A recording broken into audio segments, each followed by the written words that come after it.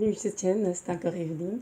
Que Jésus-Christ vous bénisse richement et vous accorde sa paix, sa joie en abondance. Aujourd'hui, nous sommes le 4 septembre 2018 et je viens aujourd'hui apporter un message sur le salut. Donc, ceci fera l'objet de cette vidéo. Le salut, qu'est-ce que c'est le salut? Donc, le salut, c'est tout simplement la réconciliation entre l'être humain et Dieu, le Créateur, Jésus-Christ de Nazareth. Depuis la nuit des temps, de nombreuses personnes sont de la recherche du bonheur. Et ce, dans toutes les sociétés confondues, occidentales, africaines, américaines, etc. Et dans cette quête effrénée, plusieurs sont tournés en fait vers des sciences occultes telles que la magie, la divination, l'ésotérisme, sorcellerie, astrologie, voyance, etc. D'autres se sont tournés vers le matérialisme, d'autres vers la politique, bref, d'autres vers la luxure, d'autres vers le culte de soi, vers plusieurs choses. Tout cela parce que l'être humain est en train de chercher à connaître le véritable bonheur. Donc les êtres humains sont tous en quête du bonheur. Pourquoi? Parce que Dieu les a ainsi créés. Notre Dieu, c'est-à-dire le Seigneur Jésus de Nazareth, qui est notre Créateur, a mis en chaque être humain vraiment une quête pour le bonheur, justement. Et cette quête qui fait en sorte que parfois on ressent en nous un certain vide. Et ce vide, en fait, qui est là, a été laissé volontairement par le Seigneur parce que c'est lui ce qui peut le combler. Donc, nous comprendre que Dieu, qui nous a créés, a mis en chaque être humain la pensée de l'éternité. Et c'est cette pensée, justement, qui pousse les êtres humains à chercher, à combler ce vide qu'ils ressentent dans plusieurs choses que je viens de susciter. Mais nous devons comprendre que ce vide qui est en nous ne peut être comblé que par le Seigneur Jésus lui-même. Parce qu'il est le créateur et le père des êtres humains, de manière générale. N'oublions pas que lorsque Dieu a créé la terre et les cieux et tout ce qui s'y trouve là, il a créé aussi les premiers êtres humains, c'est-à-dire Adam et Ève, à son image. Et ce couple qu'il a formé vivait dans le jardin d'Éden et ce couple avait vraiment une relation, comment dirais-je, étroite, une très bonne relation avec le Seigneur, une véritable communion entre le Seigneur et ce couple. Mais à un moment donné, le Seigneur avait dit de ne pas toucher l'arbre de la connaissance du bien et du mal, de manger de fruits de cet arbre. Mais malheureusement, Ève a été séduite par Satan, le serpent, et qui lui a donné de manger de ce fruit. Elle en a mangé dans son mari. Et depuis lors que le péché est entré dans l'humanité entière, et évidemment, comment dirais-je, ils ont été donc séparés de Dieu à cause du péché.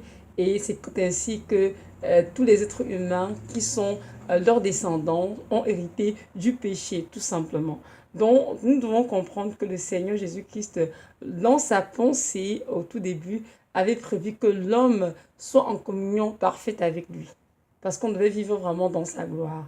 Mais c'est le péché qui a fait en sorte que l'être humain perd son autorité et sort de la couverture spirituelle du Seigneur. Et alors, maintenant, qui règne sur les humains, c'est malheureusement l'ennemi, c'est-à-dire Satan, dont on dit dans la parole, que c'est le prince de l'air, le prince qui régit la puissance de l'air. Donc l'humanité entière a été plongée dans les ténèbres, séparée de Dieu à cause du péché d'Adam et de Ève. Mais heureusement que Dieu, dans sa grâce, pour pouvoir rétablir cette communion entre l'être humain et lui, il a donc envoyé sur cette terre son fils Jésus de Nazareth, le Messie, dont en fait c'est Dieu lui-même qui s'est incarné en tant qu'être humain tout simplement.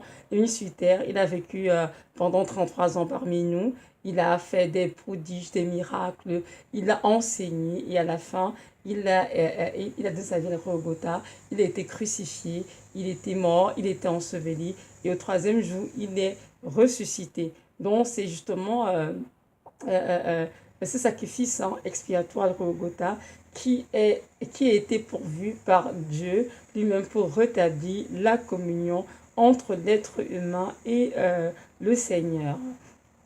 Maintenant, la question est celle-ci. Est-ce que tous les êtres humains sont des pécheurs? Oui, tous les êtres humains sont des pécheurs. Est-ce que tous les êtres humains sont éclairés par le lumière de Christ? Non. Tous ne sont pas du tout éclairés par le Seigneur, par le lumière de Christ, mais tous sont en quête justement du bonheur, mais malheureusement, beaucoup le cherchent dans d'autres choses. Mais nous devons comprendre que la véritable lumière qui peut éclairer tout homme et ôter le plus de sa vie n'est personne d'autre n'est rien d'autre pardon que la lumière de Christ. Bref, Christ est la lumière. Donc le sacrifice de Jésus à Golgotha est vraiment ce que Dieu a prévu pour réconcilier et restaurer la relation entre l'être humain et lui. Dans cette relation qui a été brisée dans le jardin d'Éden à cause de la désobéissance d'Adam et de Ève. Donc voilà, nous allons lire ensemble justement comment cette restauration a donc pu se faire après la chute d'Adam et de Ève dans le jardin d'Éden. Nous allons lire dans la parole, dans Jean chapitre 1, Jean chapitre 1, verset 1 à 5. Donc Jean chapitre 1 dit ceci, je vais lire. Au commencement était la parole, et la parole était tournée vers Dieu. Et Dieu était la parole. Elle était au commencement tournée vers Dieu. Toutes choses ont été faites par elle, et rien de ce qui a été fait n'a été fait sans elle. En elle était la vie, et la vie était la lumière des humains. Et la lumière brille dans les ténèbres, mais les ténèbres ne l'ont pas saisie, bien ne l'ont pas reçue. C'est une version. Donc voilà, c'est ça. Donc Jésus-Christ est la parole est Dieu, donc Jésus-Christ est Dieu, tout simplement. Donc Jésus-Christ et sa parole sont indissociables, ce que nous dit le texte. Donc Jésus-Christ est la parole qui s'est faite chair, elle a été parmi nous, comme j'ai dit pendant 33 ans, et c'est donc elle qui s'est révélée aux humains comme étant la lumière qui vient les éclairer, afin de les faire passer des ténèbres justement à la lumière. Comprenons bien que tous les êtres humains qui n'ont pas la lumière de Christ dans leur vie vivent dans les ténèbres, ce sont des ténèbres qui sont spirituelles, ce n'est pas des ténèbres physiques. Et donc comprendre que nous avons été créés de Dieu, donc nous sommes d'abord des êtres spirituels et c'est important que nous puissions être dans la lumière de Christ dans le monde spirituel et non sous la puissance de Satan, c'est-à-dire dans les ténèbres. Donc, nous comprenons même que toute chose était créée par Jésus de Nazareth et rien de ce qui était fait n'était fait sans elle. Donc, tout ce que nous voyons autour de nous, la création entière témoigne vraiment que Jésus-Christ est Dieu, qui a tout créé. Lorsque nous lisons la Bible, depuis Genèse, donc là, il a créé les animaux, la végétation, la lumière, et nous, en tant qu'êtres humains, c'est lui qui nous a créés pour que nous puissions avoir une communion permanente avec lui. Et donc, lorsque cette communion a été brisée à cause du péché d'Adam et de Ève dans le jardin d'Éden, Jésus-Christ, notre Dieu, s'est fait chair. Il est venu sur terre lui-même. Il s'est incarné justement comme être humain pour venir apporter la lumière aux hommes. Et cette lumière, justement, comment pourrait-elle briller dans une vie? Oui, c'est une autre question. Si c'est venu apporter la lumière dans ce monde, est-ce que les hommes sont éclairés? C'était non. Alors, comment ça se fait qu'il y a des hommes qui sont éclairés et d'autres pas? Ce que nous allons voir aussi dans cette vidéo. Donc, nous devons comprendre que tous les êtres humains sont des pécheurs. Oui, parce que tous ont tous péché, sans exception. Hommes, enfants, femmes, tout le monde a péché. Donc, nous naissons étant dans le péché, à cause du péché de nos ancêtres Adam et Ève. Et donc, peut-être je dis par conséquent que nous vivons tout simplement dans les ténèbres spirituelles. Donc, c'est-à-dire, nous vivons les coutumes, les voies de ce monde, séparés de Dieu. Nous ne vivons pas selon sa parole, aucunement. Et lorsque Jésus-Christ donc vient dans ce monde, il donne la lumière qui peut éclairer tout homme. Mais pour être éclairé, évidemment, il faut au préalable il faut d'abord au préalable accepter le Seigneur Jésus-Christ dans sa vie, dans cette lumière, pour qu'elle puisse nous éclairer. Tous les hommes de toutes les races confondues sont des pécheurs et ils sont privés de la gloire de Dieu. C'est écrit dans la parole, on lit ensemble dans Romains 5, verset 8, je vais lire.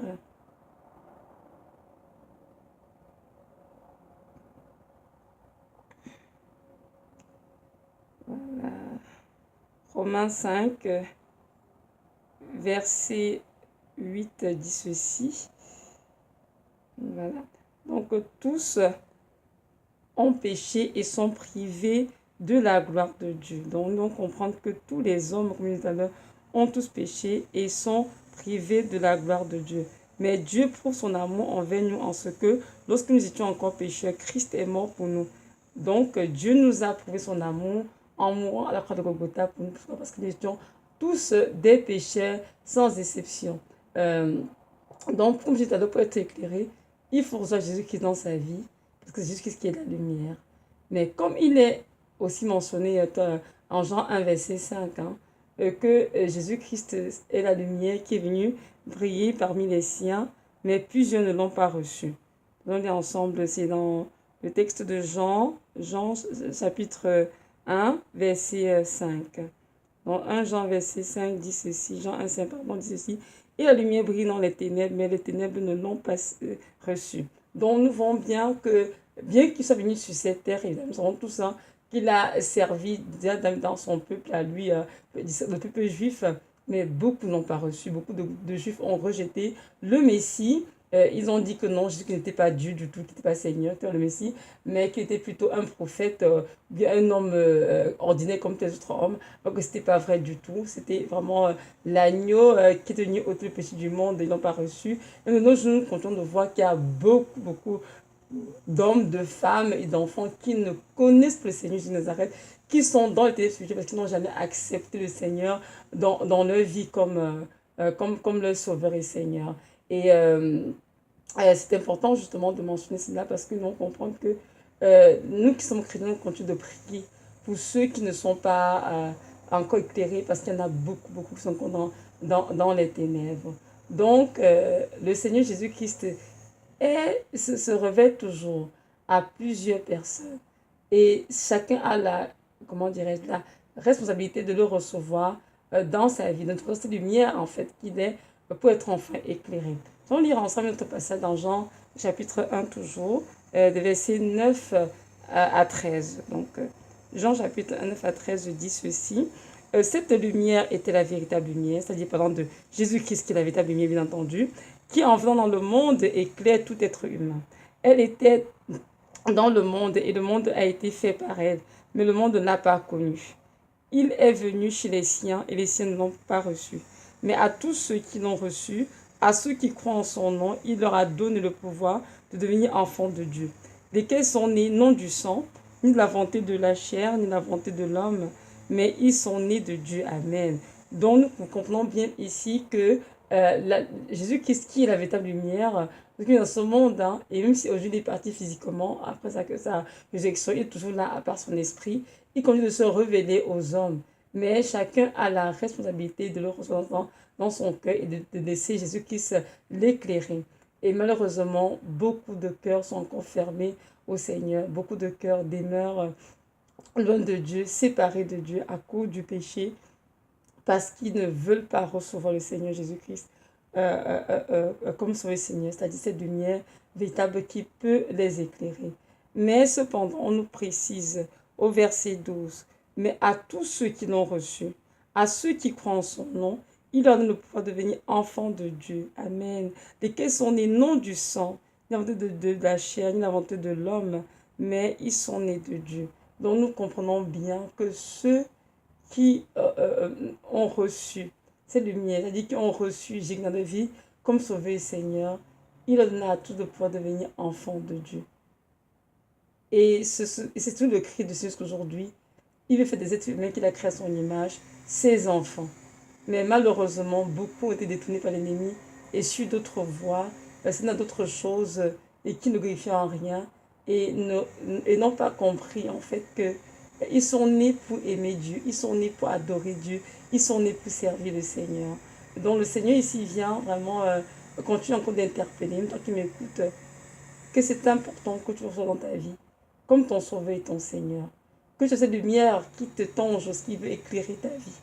Il veut être le Dieu qui t'a créé, mais il veut être aussi le Seigneur qui conduit ta vie.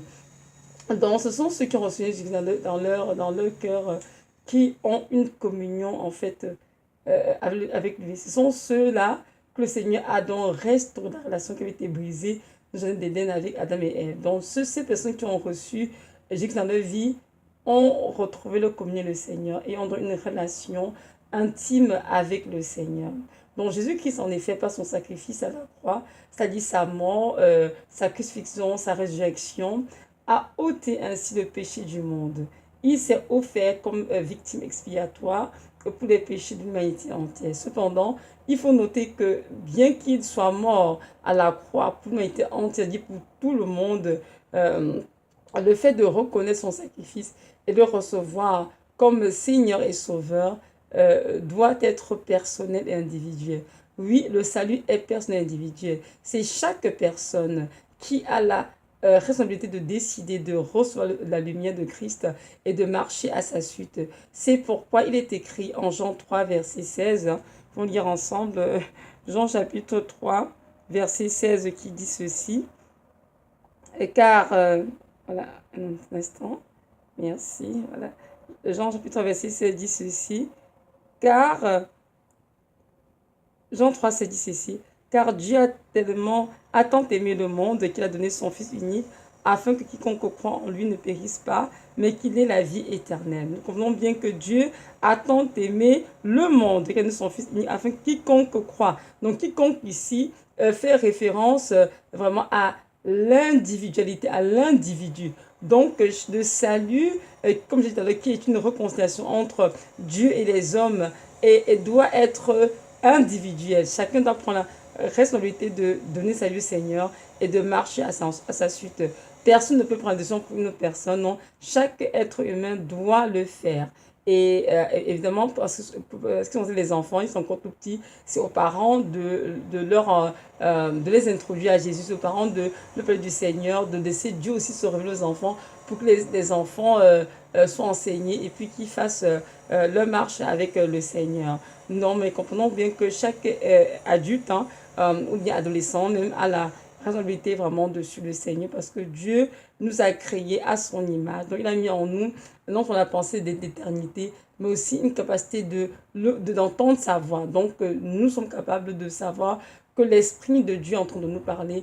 Et c'est à nous de ne pas faire la sourde oreille, mais de vraiment entendre ce que dit l'Esprit, de nous soumettre, au Seigneur.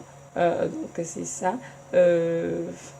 Voilà, donc comme j'ai dit tout à l'heure, chacun est responsable de son salut. Oui, c'est important de mentionner parce que dans les églises, il y a des gens qui font des prières à tout de chant pour forcer les gens à venir au Seigneur, ou bien pour faire des prières de repentance pour venir au Seigneur. Mais comprenons bien que le fait de désirer sur le Seigneur est vraiment quelque chose de très personnel. Le Seigneur sait exactement à chaque, comment dire, dans la vie de chaque être humain, à quel moment il y aura ce déclic-là, ce désir de vouloir connecter le Seigneur et le Seigneur Jésus-Christ, justement, par son Esprit Saint, aidera cette personne à venir à lui. Et n'oublions pas aussi que ce Saint-Esprit qui convainc de péché, de justice, de jugement, ce n'est pas du tout les êtres humains. Donc, c'est pas un qui convainc un autre. Nous, ce que nous sommes en train de mener dans l'évangile de Christ, comme fait les apôtres et tout le reste, mais c'est mon Saint-Esprit d'amener cette personne à avoir la relation de qui est Dieu et de vouloir le suivre, de vivre selon des lois du Seigneur. Donc, chaque individu a la responsabilité de reconnaître qu'il est un pécheur, petit 1, et qui désire être éclairé, petit 2. Il a besoin de reconnaître que Christ est mort à la croix pour lui pour ses péchés, pour ôter ses péchés. Et aussi, il doit se repentir et en fait accepter ou recevoir le Seigneur dans sa vie comme son sauveur. Donc, voilà. Donc, il y a ensemble un texte qui est dans Romains 5, pardon. Romains chapitre 5, des versets 6 à 13. Donc, je vais lire.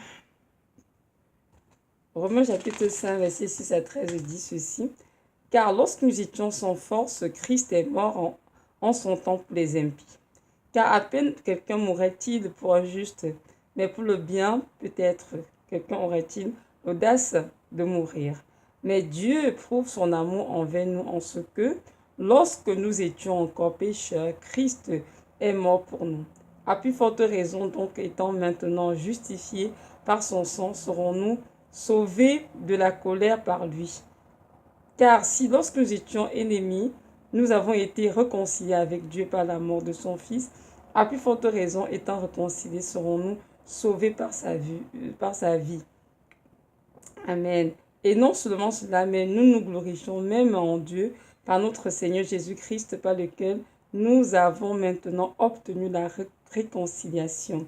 Amen. Parole du Seigneur. Donc nous voyons bien que le texte ici dans Romains explique bien c'est quoi le salut, tout simplement. Jésus-Christ, c'est là de la réconciliation justement de Dieu et des hommes par la mort de Jésus-Christ de Nazareth. Dans le Seigneur Jésus-Christ ici, est mort pour nous alors que nous sommes encore des impies. C'est-à-dire, vous êtes encore dans le péché. Donc, il est mort afin de réconcilier chaque être humain avec Dieu. Et ils ont été justifiés par son sang, qui est le sacre pour nous, parce qu'il désire que nous soyons consultés avec Dieu et que nous puissions avoir la vie éternelle. Amen. Donc ici, la question est celle-ci. Toi qui es dans ce moment, veux-tu recevoir le Seigneur Jésus dans ton cœur, dans ta vie? C'est seulement longtemps que tu erres, ça et là. Tu recherches à combler le vide qui est en toi. Tu as la quête du bonheur. Tu recherches beaucoup de choses dans cette vie pour être heureux. Laisse-moi te dire que Jésus-Christ est l'auteur du vrai bonheur. Il n'y a pas de salut à notre Dieu que je nous arrête. Il n'y a pas de bonheur dans ce monde en dehors de lui. Jésus-Christ est le Dieu tout-puissant, le seul Seigneur qui peut te combler. Alors je t'encourage à te tourner vers lui et il t'éclairera. Il est écrit en Apocalypse 3, verset 20. Il dit ceci, je vais lire le texte. Voici, je me tiens à la porte et je frappe. Si quelqu'un entend ma voix et ouvre la porte, j'entrerai chez lui, je souperai avec lui et lui avec moi. Apocalypse 3, verset 20, ce que ça dit. Donc aujourd'hui, Jésus-Christ est à la porte de ton cœur. Il frappe. Est-ce que tu entends sa voix? Alors ouvre la porte de ton cœur. Ne tarde pas et donne-lui ta vie. Je veux que tu saches que ce Dieu t'a tellement aimé qu'il est mort pour toi. Ce Dieu est le Dieu tout-puissant qui a donné sa vie pour toi afin que tu vives et que tu sois réconcilié avec Dieu. Afin que tu quittes des ténèbres du péché et que tu sois transféré dans la lumière et que tu vives dans cette lumière durant l'éternité. Alors ne tarde pas, véritablement, ne tarde pas comment dirais-je, à reconnaître ce sacrifice qu'il a posé pour toi et à laisser dans ta vie comme ton sauveur et ton Seigneur. Tu te dirais dans ton cœur peut-être comment l'accepter comme mon sauveur et son Seigneur. Ce n'est pas du tout compliqué. C'est tout simplement, c'est très simple. Et je vais lire un texte d'ailleurs qui est dans Romains chapitre 10, des versets 9 à 11. Dans Romains chapitre 10, verset 9 à 11 qui dit ceci. C'est pourquoi, si tu confesses de ta bouche le Seigneur Jésus, et si tu crois dans ton cœur que Dieu l'a ressuscité des morts, tu seras sauvé. Car c'est du cœur que l'on croit à la justice, et c'est de la bouche que l'on fait profession pour le salut. C'est ce que dit l'Écriture. Quiconque croit en lui ne sera pas confus. Amen. Donc si tu crois en Jésus-Christ de Nazareth, tu ne seras pas confus. Et qu'est-ce qu'il demande? Si tu crois dans ton cœur que Jésus-Christ est le Messie, qui est envoyé par Dieu, qu'il est mort à Golgotha pour toi, qu'il a été enseveli et qu'il est ressuscité le troisième jour, et que c'est par sacrifice que tes péchés sont pardonnés, alors confie de ta bouche qu'il est ton sauveur Seigneur, ainsi tu auras le salut, et tu ne seras pas confus maintenant dans ce passage. Donc je laisse avec ceci, c'était Romains 10, verset 9 à 11. Prends le temps de relire, pense-y, médite là-dessus. Et si tu as une Bible, bien entendu, si tu n'en as pas, c'est celui qui a des Bibles qui sont accessibles sur Internet qu'on peut télécharger, c'est gratuit. Ou bien si tu connais des personnes qui sont des chrétiennes, si tu vas vers eux, en principe, ils t'offriront une Bible gratuitement. Et là, tu pourras essayer de lire les Écritures pour comprendre par toi-même le sacrifice qui est accompli pour toi à la croix de Golgotha. Donc, je te avec ceci, j'aimerais juste t'encourager de ne pas procrastiner et de comprendre que c'est la fin des temps et que c'est important que tu saches où est-ce que tu passes ton éternité. Si tu le passes auprès du Messie, c'est-à-dire auprès du Nazareth, au paradis, c'est important que tu le reçoives dans ta vie comme ton Sauveur et ton Seigneur. Donc, je t'encourage à ne pas traîner les pas, mais à vraiment prendre l'engagement, dès à présent, de laisser Dieu t'éclairer, de faire sa lumière entièrement et de laisser Dieu conduire ta vie. Et je sais que tu ne seras jamais confus, pardon, tu ne regretteras pas, au contraire. Tu seras très heureux d'enfin d'entrer dans ta destinée, de découvrir qui est ce Dieu, sa bonté, son amour pour toi, son amour inconditionnel pour toi, et tu seras comblé. Donc voilà, c'est là-dessus. Donc c'était ça le message. Merci d'avoir écouté. Soyez richement bénis et que le Dieu de gloire, le Dieu tout-puissant, le Dieu de toute paix, vous accorde la grâce vraiment de reconnaître qu'il est celui qui a fait sa vie au Golgotha pour chacun d'entre nous et de le recevoir dans vos vies comme Seigneur et Sauveur. Merci.